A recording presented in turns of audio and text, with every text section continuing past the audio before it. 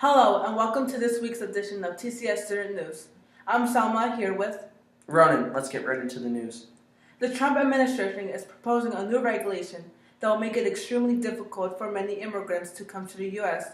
or receive green cards. The current public charge definition is so narrow that the government almost never rejects applications on those grounds. But the Trump administration is giving it a different meaning. It will require a far-ranging inventory of an immigrant's history and economic prospects. It will give enormous discretion to U.S. citizenships and immigration services officers to reject an immigration application for admission or for a green card because the officers feel like the immigrants' families aren't making enough money to support a large family. The government looks at public benefits an immigrant has already used or is likely to use. It would include Medicare Food Stamp Section 8 and housing benefits and subsidies for low-income earners in Medicare Part D. Using those benefits wouldn't automatically disqualify an immigrant from being able to get a green card. In other news, China won't let a U.S. Navy warship dock into Hong Kong. This is due to rising tensions between Beijing and Washington over tax tariffs on Chinese goods imported into the U.S. The U.S. last week imposed sanctions on China after they bought arms from Russia.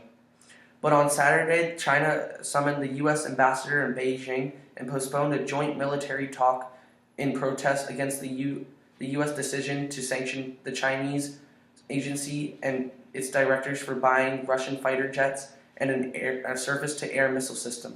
The USS Wasp is the name of an ambitious assault ship that had been due to make a port call into the former British colony of Hong Kong in October, but China had denied the ship to even call in this request.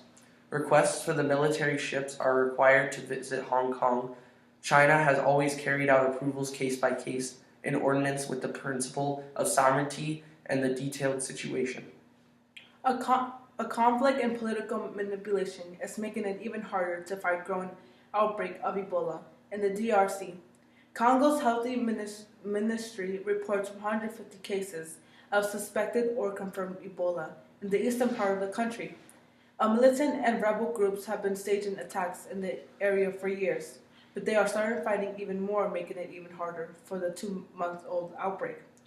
It also made it harder for the aid workers to reach people they need to test or to treat for Ebola or to vaccinate them. The people are fleeing in many places, and the outbreak could easily spread to neighboring Uganda. This is the second outbreak of Ebola in the Congo this year. It infected 53 people and killed 33. Common weed killers might be harming honeybee populations. Glyphosate is leaving honeybees more susceptible to infection and death. Glyphosate is a herbicide, and it is one of the controversial active ingredients in popular weed killers such as Roundup. Bees that came into contact with the herbicide in study had lower levels of healthy gut bacteria that helps digest food and ward off sickness, and were more likely to die of pathogens. About half of the healthy bees survived when they were introduced to the pathogen. Honeybees are so important because every 3 bites of food we eat is a result of pollinators like honeybees.